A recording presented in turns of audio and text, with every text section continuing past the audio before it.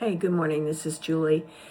I've been looking back on my career as a nurse, and I remember a supervisor once saying to me, she was so tired of hearing the words from nurses saying they were burned out. And she said to me, nurses can't be burned out, but they've never been set on fire. And I look back on that and I think maybe she's just trying to be humorous, taking the term burnout rather than acknowledging it as a real occupational hazard and an emotional condition. So maybe she said, you're not really burned out because you're not actually burning. And maybe they used humor. Maybe that person, that leader, used humor with me when she was doing that because she's uncomfortable talking about the stress, exhaustion, and workplace challenges that exist in nursing today.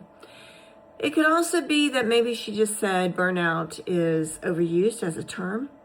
Nurses are simply tired and not really burned out. Healthcare workers, maybe she meant that they should be more resilient and tougher. Emotional exhaustion is part of it. It is what it is. I've heard that so many times. Many nurses hear comments like that. Everyone's tired. That's just nursing. We've all been through it. Well, those comments aren't necessarily meant to hurt, but they can make people feel unseen and unheard. And that's what really is bothersome.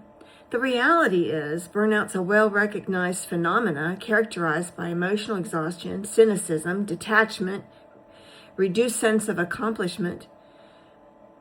A nurse doesn't have to be physically unable to work to be experiencing burnout.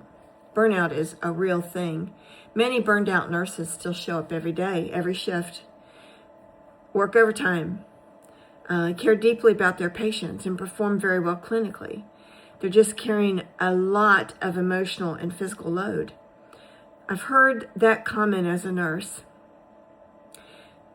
If I heard that comment as a nurse, again, today, I would probably interpret it and say, I don't think people burn out is as serious as people make it to be.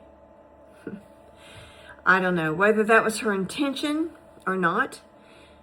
I think that's how nurses would hear that today.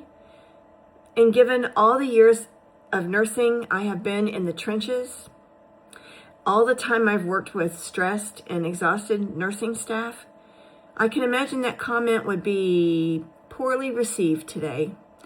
It overlooks something that nurses feel every day, not literally being on fire, but feeling emotionally